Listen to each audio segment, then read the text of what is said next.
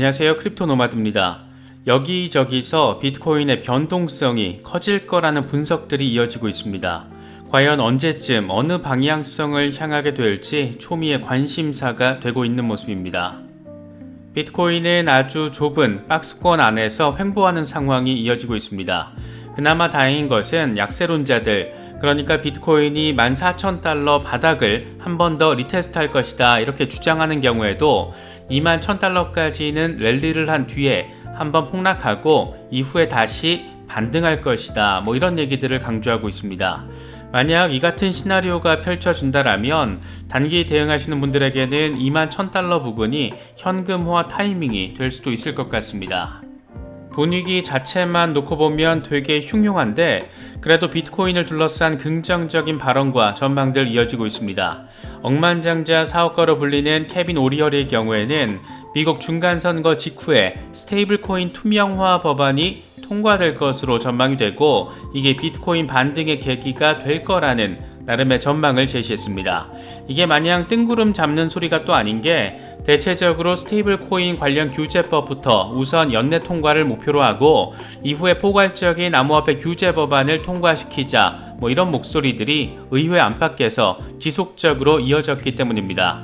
이 밖에도 모건 스탠리 전 CEO가 비트코인을 보유하고 있다라며 긍정적인 미래 전망을 내놨고 비트코인의 인생을 건 마이클 세일러의 경우에는 비트코인의 장점과 특징을 강조하는데 여념 없는 모습을 확인해 줬습니다. 비트코인의 흐름을 비롯해서 이번 주에 암호화폐 시장에서 주의해서 체크해야 될 부분들 여럿 있는데 이와 관련해서는 코인텔레그래프가 5대 관전 포인트로 정리를 했습니다. 비트코인의 흐름을 보여주는 몇몇 기술 지표들이 괜히 사람을 더 기대하게 만들긴 하는데 어떤 것들이 있는지 하나씩 체크해 보겠습니다. 미국에서는 이제 경기 침체가 변수가 아닌 완전 상수로 대접받는 모습입니다. 월스트리트 저널이 경제학자 66명을 대상으로 설문조사를 벌였는데 응답자의 63%가 1년 안에 경기 침체에 빠질 것이다 이렇게 내다봤습니다. 2020년 7월 이후에 50%를 넘긴 것은 이번이 처음이라고 하는데 미국 자체적인 침체도 문제지만 우리나라에 미칠 영향, 우리 지갑에 미칠 영향을 생각하면 자꾸만 짜증이 솟구치는 것 같습니다. 이번에 빗썸과 트래블룰 협정을 체결한 글로벌 암호화폐 거래소 빙엑스가 저희 채널 구독자분들을 대상으로 몇 가지 이벤트를 진행하고 있습니다. 그런데 추가로 2가지 이벤트가 더해졌다고 합니다. 해당 내용과 관련해서는 오른쪽 상단 카드를 클릭하시면 됩니다. 여러 이벤트들 중에서 특히 평소에 선물 거래를 위주로 하시는 분들에게는 트레이딩 챌린지 한번 참고해서 바라보시는 것도 괜찮을 것 같습니다. 제가 봤을 때는 지금 참여율이 예상보다 낮은데 1등 상금이 800달러, 2등이 300달러, 3등이 200달러라고 하니까 이 선물 거래 위주로 대응하시는 분들은 참고해 보셔도 나쁘지 않을 것 같습니다. 관심 있으신 분들은 빙엑스 거래소 가입한 뒤에 이 트레이딩 이벤트 참가 신청을 하시면 되는데 자세한 내용은 더보기란의 링크들 참고하시면 됩니다. 그럼 이번 영상 시작하겠습니다. 먼저 비트코인은 여전히 어디를 향할지 예단하기 어려운 그런 흐름을 보이고 있습니다. 소폭 반등하는 것 같다가도 다시금 반등폭을 반납하는 상황 반복되고 있는데 분위기를 보면 어디로 튀긴 튈 것 같은데 그 방향성이 어디가 될지 또 그게 언제가 될지 관심이 집중되고 있습니다. 그동안 꾸준히 비트코인이 14,000달러를 다시 한번 리테스트를 할 것이고 그러고 나서 랠리를 펼칠 것이다 이 같은 분석을 제시해왔던 크립토카포는 비트코인이 곧장 지지라인을 향해서 폭락한다라는 게 아니다. 지금 강세 신호가 일부 나오고 있는데 그래서 나는 투자 비중의 25%를 노출시킨 상태다.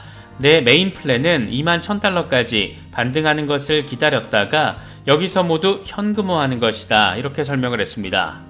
지금 이 양반이 몇 달째 강조하고 있는 것은 21,000달러까지 일단 미니 랠리를 펼칠 건데 그러고 나서 14,000달러로 한번 폭락한 뒤에 바닥을 한 번 더 테스트하고 이후에 25,000달러 부근까지 랠리를 할 것이다 이런 전망을 제시해 왔습니다. 14,000달러 폭락 시점은 11월 중순, 25,000달러까지의 랠리 시점은 올해 연말로 차트에 표시가 되어 있는데 엄밀히 말하면 이 양반도 연말 랠리를 전망하고 있는 거긴 한데 어쨌든 바닥을 한 번 더 확인할 것이다. 그러니까 단디 대비를 해라. 이런 얘기 지금 하고 있는 겁니다. 단기 대응하시는 분들은 혹시라도 이런 시나리오가 벌어졌을 때 대비용으로 숙지하시면 좋을 것 같습니다. 사실 단기적인 흐름은 워낙 변동성이 커질 수 있다는 말들이 많아서 이 방향성을 딱 찍어서 예단하긴 어려운 그런 상황으로 보이는데, 그래서 좀 더 펀더멘털이나 비전과 관련된 부분에 눈길이 가는 것 같습니다. 먼저 캐나다의 억만장자로 불리는 케빈 오리어리는 11월 미국 중간선거 이후에 스테이블 코인 투명성 개선을 위한 새로운 법안이 암호화폐 관련 법안들 가운데 첫 번째로 통과될 것으로 예상된다. 이에 따라서 규제 명확성이 확보되며 비트코인 가격도 오를 것으로 전망된다라고 밝혔습니다.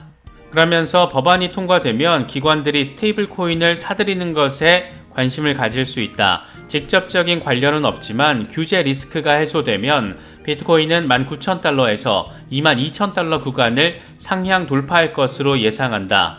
암호화폐는 앞으로 10년 안에 S&P 500의 12번째 섹터가 될 것이고, 관련 정책들이 속속 도입되면서 더 많은 자본이 시장에 유입될 수 있다라고 설명을 했습니다. 개인적으로는 모두 동의가 되는 내용들인데, 이 양반은 중동의 국부펀드가 암호화폐 매수에 큰 관심 보이고 있다라면서 국부펀드의 진입과 관련해서도 지속적으로 강조해온 그런 인물이기도 합니다. 그런가 하면 존 맥 전 모건 스탠리 CEO 이 할아버지가 CNBC와의 인터뷰를 통해서 현재 비트코인을 보유하고 있다라는 점을 밝혔습니다. 그는 패밀리 오피스를 통해서 상당한 암호화폐를 보유하고 있다라며 이같이 말했습니다. 그러면서 암호화폐가 50년 뒤에는 화폐 거래가 일어나는 거대한 방법 중 하나가 될 것이다. 암호화폐의 가치를 정확하게 평가하는 것은 내게는 어려운 일이지만 그래도 암호화폐는 투자해라, 이렇게 강조하기도 했습니다.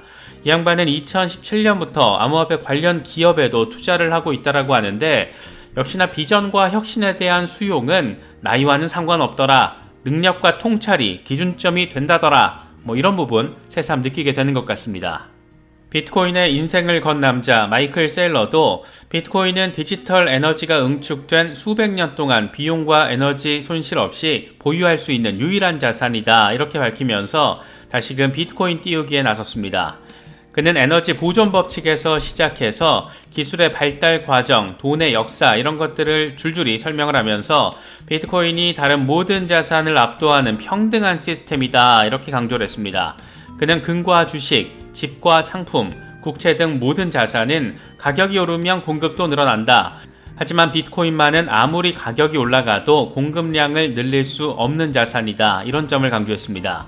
비트코인 비판론자들이 보면 숨 넘어갈 소리일 수도 있지만 어쨌든 암호화폐 시장의 대장이고 전체 시장 흐름을 좌우하는 게 여전히 비트코인이라는 점에서 비트코인이 좀 힘을 좀 더 낼 수 있으면 좋겠습니다. 중장기적인 비전도 훌륭하고 다 좋은데 당장의 시세 흐름이 우리의 마음을 복잡하게 만드는 건 또 어쩔 수 없는 것 같습니다. 코인텔레그래프가 이번 주에 주목해서 바라볼 필요가 있는 5대 관전 포인트를 제시했는데, 대체로 숙지할 필요가 있는 부분들인 만큼 하나씩 체크해 보도록 하겠습니다.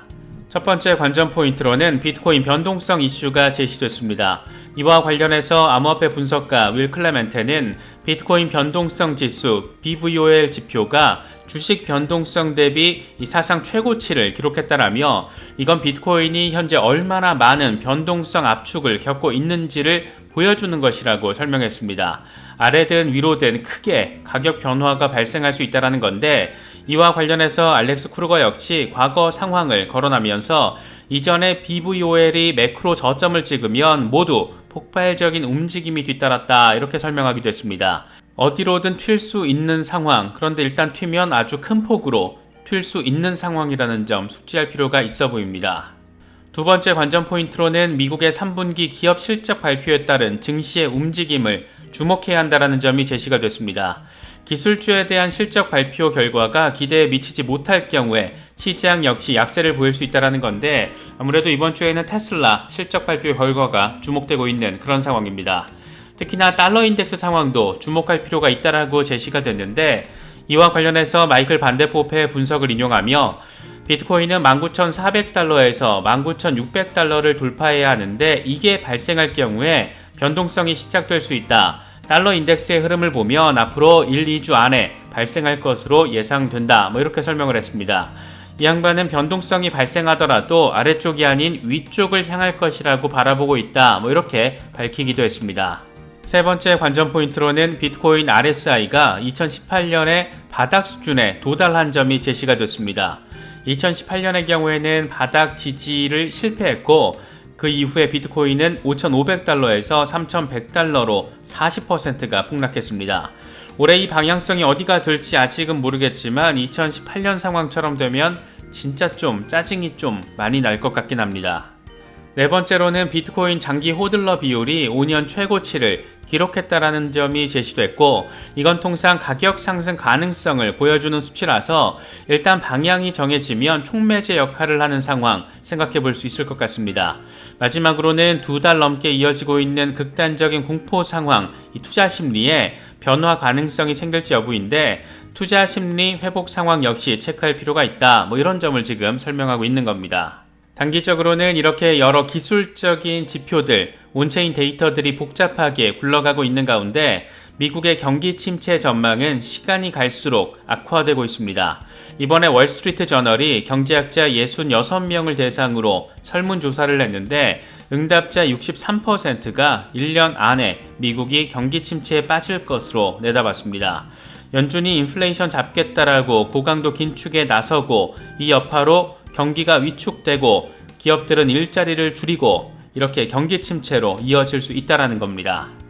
월스트리트 저널은 이건 지난 7월 조사 당시 49%보다 14%포인트 상승한 수치로 침체를 전망하는 전문가의 비중이 50%를 넘긴 것은 2020년 7월 이후에 이번이 처음이라고 설명을 했습니다.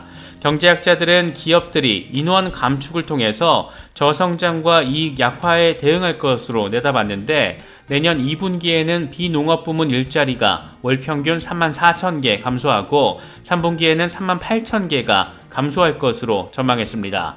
지난 조사 때만 하더라도 내년 2분기에서 3분기를 거치며 일자리가 65,000개 추가될 것으로 예측이 됐었는데 분위기 자체가 완전히 뒤바뀐 겁니다.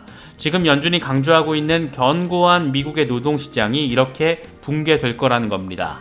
이와 관련해서 미시건대 경제학과 교수 다니엘 마넨코프의 멘트가 상당히 인상적인데 그는 연준이 긴축적인 통화 정책을 펼치면서 경기 침체를 일으키지 않는다라는 경기 연착륙은 결코 실제로 일어나지 않는 신화 같은 이야기라고 이게 확실하게 돌려가게 돼버렸습니다. 인플레이션 징후가 보일 때는 일시적이다. 이렇게 멍 때리고 앉아있다가 인플레이션 심해지니까 무조건 금리 올려서 때려잡겠다. 이런 이 아메바스러운 생각을 하는 미국 중앙은행으로 인해서 우리 집 자산의 안정성 흔들린다라고 생각을 하면 진짜 짜증 수치만 높아지는 것 같습니다. 현재 11월 FOMC 회의를 통해서 0.75% 자이언 스텝 금리 인상 가능성은 CME 페드워치 금리 선물 시장에서 97.4%로 예상되고 있습니다. 이번에 준비한 영상은 여기까지입니다. 영상이 도움이 되셨다면 좋아요와 구독 또 알림 설정 꼭 부탁드리겠습니다. 영상 제작에 아주 큰 도움 된다는 말씀 함께 드립니다. 언제나 성투하시기를 기원하겠습니다. 시청해주셔서 감사합니다. 지금까지 크립토 노마디였습니다.